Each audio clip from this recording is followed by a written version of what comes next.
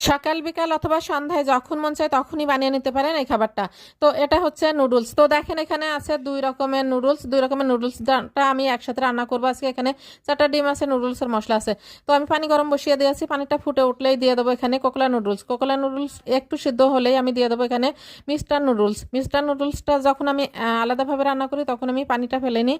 তো আমি 2টা নুডলস একসাথে দিয়ে রান্না করব, তাই জন্য আমি একসাথে সেদ্ধ করে নিচ্ছি। তো দেখেন এখানে আমি হালকা করে সেদ্ধ করে নেওয়ার পরে দিয়ে দেবো এখানে ঠান্ডা পানি, মানে পানিটা ঝরিয়ে দিয়ে দেবো, গরম পানিটা ঝরিয়ে ঠান্ডা পানি দিয়ে তারপরে আমি এখানে আগে আলু ভাজিটা করে নিয়েছি হালকা করে। আর এই তেলের কড়াইতে ধরবে না, নুডলসের পরিমাণটা এখানে বেশি আছে, যার জন্য আমি এই কড়াইতে ঢেলে দিলাম। দেওয়ার পরে দিয়ে দিলাম একে একে সব মশলা। আর এখানে নুডলসের পরিমাণটা বেশি, মশলার পরিমাণটাও বেশি দিয়েছি। নুডলসের প্যাকেটে যে মশলাগুলো থাকে সেগুলো দেওয়ার পরে স্বাদে ম্যাজিক যে মশলাটা সেটা দিয়েছি। দেওয়ার পরে এখন দিয়ে দিলাম এখানে 3টা ডিম দিয়ে আমি হালকা করে নেড়ে ছেড়ে নেবো।